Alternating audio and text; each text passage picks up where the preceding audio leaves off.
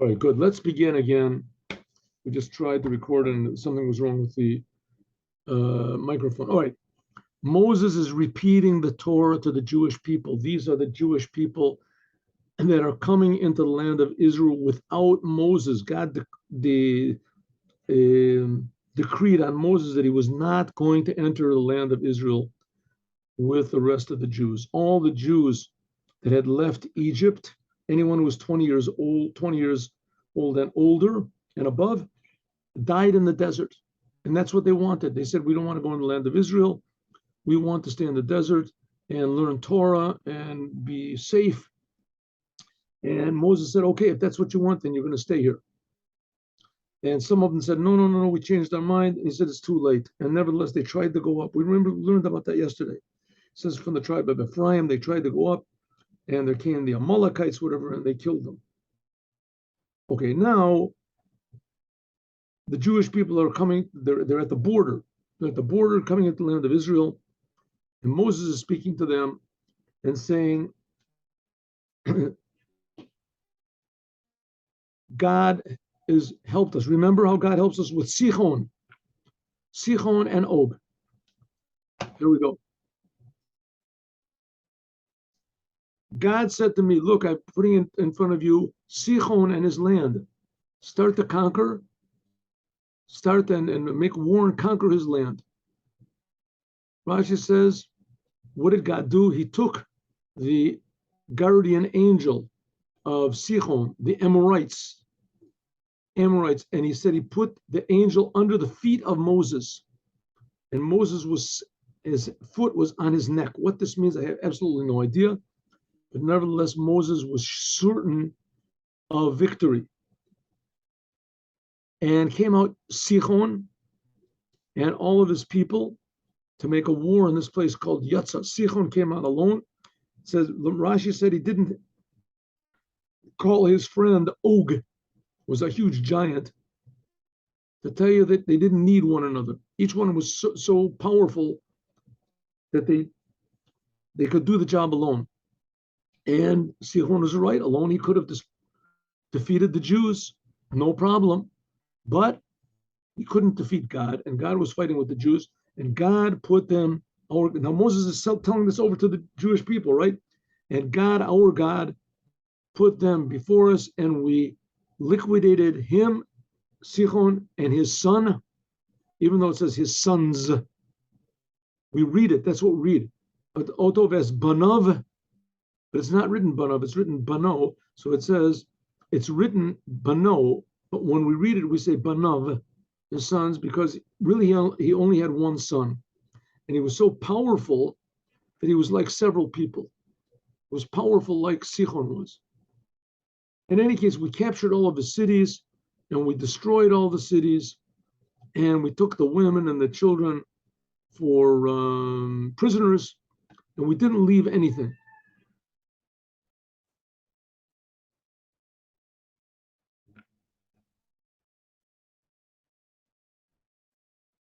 We didn't leave. They had tremendous riches and they took everything. Rashi points out a little bit of a difference. I'll tell you what Rashi says over here in just a minute. The BalHaTurim says the same thing. We'll see. Raka Behema, I'm sorry. We destroyed the whole city, right? And the women, I'm sorry. We destroyed the whole city and the women and the children. We didn't leave anything, nothing whatsoever. Destroyed the whole business, except for the animals. The animals we took, the shlalarim and all the riches of the cities that we captured. Right, so in those they killed everybody. From our these people were very evil people, right? There was decadence in them. Okay. Anyway, they did what God said. What can we say? From Arorer was this place from the Nachal Arnon, and the city that was on the Nachal, on the river, and Gilad, and it's saying all these names of the places, right?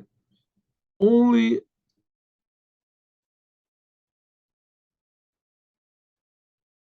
yes, everything at the call, God put everything before us. But Moses is reminding the Jewish people, you're going to be going to the land of Israel, Don't be afraid. Here we see this tremendously powerful king called Sichon, and we defeated him like nothing.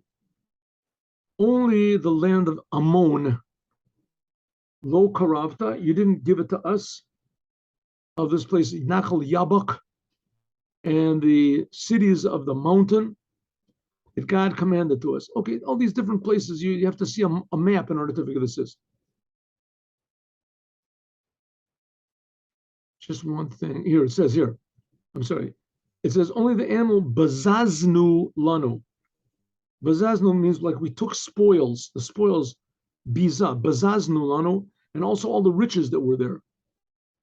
And we're going to see this was by Sichon, that all the riches they took was Bazaznu. When it comes to Og, it's going to say Bazonu Lanu. Bazonu also means like disgusted. Buzz you Buzlo is disgusted.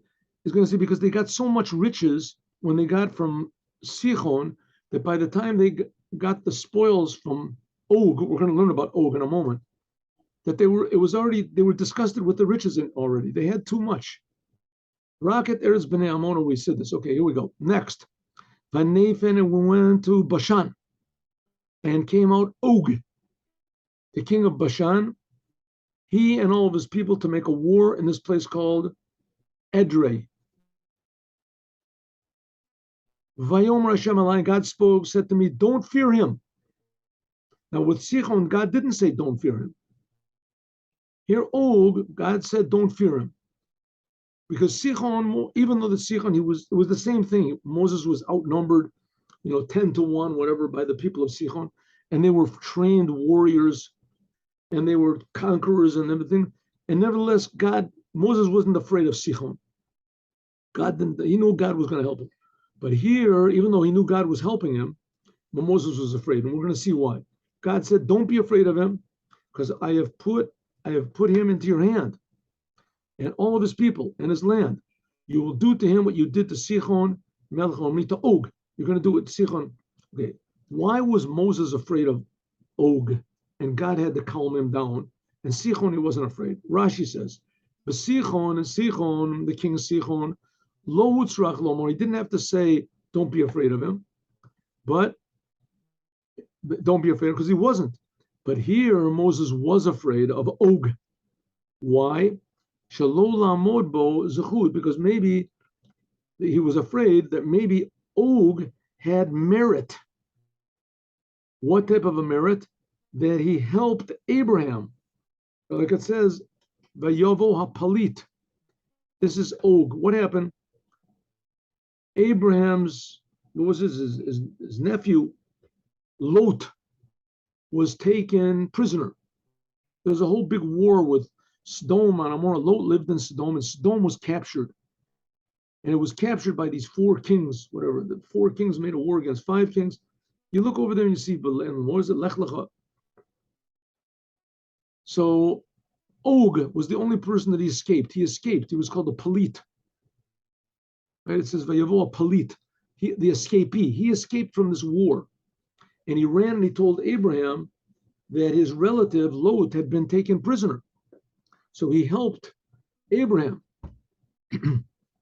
It also says another opinion was that this Og was also tremendously old, that he was in the flood, and he got saved from the flood. He held onto the back of Noah's ark or something, and for a full year, and he got saved from the flood. Okay, well, in any case, but Og had merit because he helped Abraham. And so Abraham was afraid. I'm saying Moses was afraid because of that merit that Og had. And that's why God had to say, don't be afraid. And God said, so Moses says to the people, God put Og into our hands, also Og, Melech of Bashan, and all of his people, and we didn't leave anything over. And we conquered all of his cities. There was no city which we didn't take from them. 60 cities. This whole place was called the area of Argov, the kingship of Og and Bashan. And all of these cities, they were with big, they say, Betsurot. They had high walls and doors and etc. Except for the Parisi. But Nacharim Otam, it says, and we destroyed them. we just like we did to Sichon, king of all of the cities, and the people and the women and the children, destroyed everything. And all the animals and the riches, bezonu lanu. BalHaTurim says bezono. Before it says, when it was talking about Sichon, it says bezaznu lanu, that they took biza. In the beginning there was biza, spoils of war, and it was dear to them. It was how do you say, valuable. But finally they had so much kokach harbe, they had so much riches that it was bezuya. It was like disgusting between them. That's what it says, bezono. And we took the land of the two kings of Amori that was on the other side, Nachal Arnon until Har Chemon, and etc. Okay, let's just go a little bit further.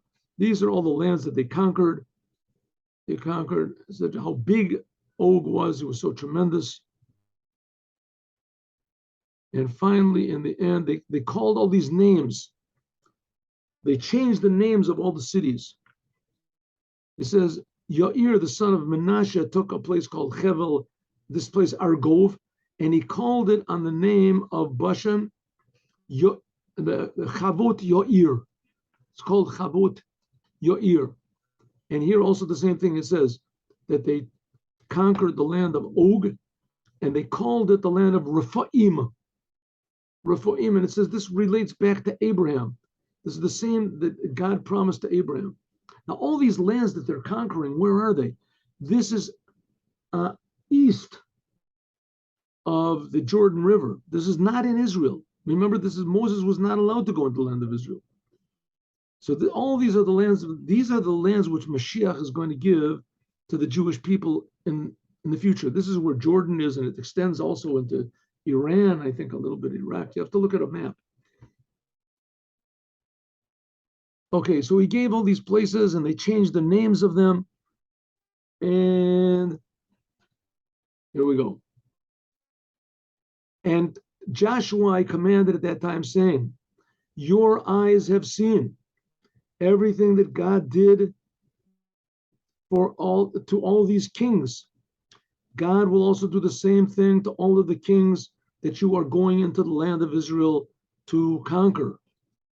Don't be afraid, because God, your God, he will fight for them. The only thing really the Jewish people have to be afraid of is one another, because God fought against the enemies, but unfortunately the Jewish people had a lot of, discord between them, and that was their undoing. So, okay, nevertheless, that's the history of Judaism. So that ends this week. He says, when he spoke to Joshua, he speaks in plural. He says, why? He says the OrHaChaim. He spoke to Joshua, he says, lesser plural, because this includes all the Jewish people, to say that no Jew should be afraid of the enemy. Not just Joshua shouldn't be afraid, but no one. And also to tell you that Joshua was all the Jewish people. He included everyone.